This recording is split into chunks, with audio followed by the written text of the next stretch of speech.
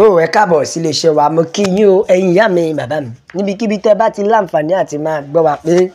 etí tẹ́ fi ń gbọ́ wa kò ní di o bákan náà ojú tẹ́ fi ń rí wa kò ní fọ́ àwa láò máa wá ẹ̀yin náà láò máa bá o ikú kò ní wá gbé ṣe o ó ti ṣẹlẹ̀ lọ́wọ́lọ́wọ́ báyìí ìṣẹ̀lẹ̀ kan mà ló ṣẹlẹ̀ o ní ìlú Ìbàdàn bẹ́ẹ̀ ni ìyàwó tẹ́lẹ̀tẹ́lẹ̀ rí ti Ọọ̀ni Ifẹ̀ Oòyè àti pírísípà iléèwé àti àwọn mẹ́fà kan ní ọwọ́ ti bá o bẹ́ẹ̀ ni o tó dẹ̀ jẹ́ pé àwọn èèyàn kú àwọn kan tún fara kááṣá ní àtàrí ìṣẹ̀lẹ̀ tó ṣẹlẹ̀ ní ìlú Ìbàdàn bẹ́ẹ̀ ni ǹjẹ́ ẹ ti gbọ́ pé ó ti ṣẹlẹ̀ ìṣẹ̀lẹ̀ ńlá kan mà ló ṣẹlẹ̀ ní ìlú Ìbàdàn ní agbègbè Sápàdé bẹ́ẹ̀ ni o ìjọba confam pé wọ́n ti ọwọ́ tó àwọn mẹ́jọ tó ní ṣe pẹ̀lú ìṣẹ̀lẹ̀ tó ṣẹlẹ̀ ní ìlú Ìbàdàn ìyẹn ní ìlú Sápàdé bẹ́ẹ̀ ni ìjọba fi jẹ́ kó yé wa pé àwọn 35 ni wọ́n ṣèṣe ẹ wá gbọ́ bó ṣe lọ ìṣẹ̀lẹ̀ ní Sápàdé ní àná ìyẹn ọjọ́ kejìdínlógún oṣù kejìlá nínú ọdún 2024 ní ìlú Islamic High School Bashorun Ibadan Avenue ní ìdílé of the family event organized by Wings Foundation and media partner Agidigbo FM. Bẹ́ẹ̀ ni o the Ọ̀yọ́ State Police Command wishes to inform the good people of the state that àwọn mẹ́jọ làwọn ti mú nínú gbogbo àwọn tó fara kó wọ́n tún jẹ́ kó yé wa pé ṣe rí the main event sponsor ẹni tó sponsor event tó ṣẹlẹ̀ yìí òun náà ni Prophetess Naomi Sílẹ̀kùnọ́lá tí bákan náà tí ọjọ́ orí wọn ò ju ọmọ 31 ìyẹn 31 Fàsásí Abdullahi náà ìyẹn ọmọ ọjọ́ orí 56 ìyẹn ni principal wọn ní Islamic High School bẹ́ẹ̀ ni Genesis Christopher ọmọ 24 years Tanimowo Morufu ọmọ 52 years Anisọlọ́jà Ọlábọ̀dé ọmọ 42 years Ìdòwú Ibrahim ọmọ 35 years àti Abíọ́lá Olúwatìmílẹ́yìn ọmọ 35 years so far àwọn 35 ni wọ́n fara kááṣá tí wọ́n ṣèṣe tí wọ́n kú tó dẹ̀ jẹ́ pé 6 ni ó sì wà ní ilé ìwòsàn àfi k'Ọlọ́run kó gbà wá ní o gbogbo ọmọ Yorùbá nation la fẹ́ àfi kí Ọlọ́run kí ó ṣàánú wá ní kí Ọlọ́run kó gbà wá lọ́wọ́ ìṣẹ̀lẹ̀ láabi tí ó ṣẹlẹ̀ yìí gbogbo àwọn tí ó bá ìṣẹ̀lẹ̀ yìí lọ Ọlọ́run á máa ṣaláàbò lórí wa o Yorùbá nation la fẹ́ òmìnira ilẹ̀ Yorùbá òun ló jẹ wá lógún bẹ́ẹ̀ ni nílé lóko lọ́nà lẹ́yìn odi ẹ wo ẹ jẹ́ ká máa kíyèsára kódà nítorí ìṣẹ̀lẹ̀ ilé ó dẹ̀ ga débi pé ọ̀pọ̀ ẹ̀mí ni ó lọ sí ṣé ẹ ti rí o Yorùbá nation la fẹsẹ̀ alómìnira ilẹ̀ Yorùbá òun ló jẹ wá lógún kódà Oríyọmí Hamzat ìyẹn CEO of Ibadan radio station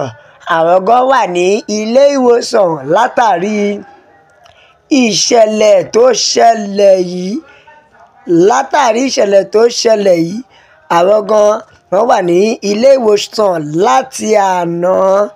yàtọ̀ sí wípé àwọn 35 tí wọ́n ti lọ wọ́n dẹ̀ fi jẹ́ kó yé wa wípé ìṣẹ̀lẹ̀ bóyá ìṣẹ̀lẹ̀ tán ni wọ́n rọ̀ sí Oríyọmí Hamzat tó dẹ̀ sì wà ní ilé ìwòsàn hospital tó wà ní Ìbàdàn. The source claimed that the popular radio broadcast was overwhelmed by shock from the incident leading to his current state. Wọ́n ní ìjáyà ni àwọn rí tó fi jẹ́ wípé ó fi di jìnnìjìnnì fún wọn àfi k'Ọlọ́run kó máa ṣọ́ wa o ṣé ti rí Yorùbá nation la fẹ́ òmìnira ilẹ̀ Yorùbá òun ló jẹ wá lógún. Ẹ jẹ́ ká ka àtẹ̀jíṣẹ́ àwọn èèyàn, ẹ já gbọ́ nǹkan tí àwọn ènìyàn sọ. Ọ̀kan ní ebi ńlá ló ń bẹ nílùú yìí o, nítorí wọ́n ti mọ̀ pé arákùnrin yìí ó jẹ́ ẹni tó mọ̀ ń ṣàánú ni tó dẹ̀ nífẹ̀ẹ́ ọmọdé. He must add more than pain. Wọ́n ní yóò ti lápá lára nínú account balance ẹ̀, tó túmọ̀ sí pé kọ́wọ́ má ti bá ọkọ tẹ̀ ní sárákùnrin yìí ni ẹni tó jẹ́ pé ó dáa báyìí, òun ló ti wá kó rẹ̀ sí wàhálà. Ẹ wo Yorùbá Nation la fẹ́, òmìnira ilẹ̀ Yorùbá òun ló jẹ wá lógún o, bẹ́ẹ̀ ni nílé lóko lọ́nà lẹ́yìn. Lọ́wọ́lọ́wọ́ báyìí ó ti dìjà o, ó ti dogun, nítorí bàbá Tinubu gan ti yọ̀dà pé ẹ gbọ́dọ̀ túṣu désàlẹ̀ kòkò. Mo fẹ́ mọ bí gbogbo ẹ̀ ṣe rí, nítorí ṣe rí fọ́nfẹ́ yìí tó ṣẹlẹ̀ yìí tó fi mú ìjàmbá dání. Bàbá Tinubu ti sọ̀rọ̀ lé lórí pé ó tún wá ní ṣe pẹ̀lú ààrẹ sí ex-queen, ìyẹn Queen Naomi tí Ọọ̀ni of Ifẹ̀ àti àwọn principal gbogbo wọn. Bàbá Tinubu ní kó gbá wọn sí gágá, nítorí they go explain tire, no evidence. Ẹ wo, ẹ bá wa share, ẹ like, ẹ yá mi bàbá mi, ẹ bá wa subscribe o. Ẹjọ́ yí àwọn èèyàn pé Yorùbá Nation òun la fẹ́ o, òmìnira ilẹ̀ Yorùbá òun ló jẹ wá lógún, bẹ́ẹ̀ ni o, nílé lóko lọ́nà lẹ́yìn odi. Ẹ jẹ́ kó yá àwọn èèyàn pé òmìnira Yorùbá á ti dìde láti gba òmìnira wa. Ẹ jẹ́ ká ka àtẹ̀jíṣẹ́ àwọn èèyàn, bẹ́ẹ̀ ni ẹ̀kọ́ ó mà ga o. Ó ní this wasn't your plan and your expectation, ṣùgbọ́n I pray God to show you mercy, let the peace of God reign. Pé kò ṣe tó lérò ni ó bá o, ìyẹn Queen Naomi tó sponsor kíní yìí. Wọ́n ní eléyìí olóṣèlú láàánú o, Ọlọ́run á yí tán padà, ìtọ́yẹ Nàìjíríà yìí Ọlọ́run á yí sí rere. Queen Naomi Ọlọ́run á kó ẹyọ o, nítorí kò sẹ́ni tó fẹ́ fi explain, you go explain tire, no evidence. Ìkan tí ẹ jẹ́ kí wá pé ṣe rí gbogbo àwọn tó ṣiṣẹ́ láàbì lọ́wọ́ máa tó, bẹ́ẹ̀ ni o, lọ́wọ́ máa tó. Ọ̀kan ní òpin ayé ti dé, ẹ̀yin náà rí bí gbogbo ẹ̀ ṣe lọ. Bẹ́ẹ̀ ni ìyá mi bàbá mi Yorùbá Nation la fẹ́, òmìnira ilẹ̀ Yorùbá ló jẹ wá lógún. Ẹ bá wa share, ẹ like, ẹ subscribe,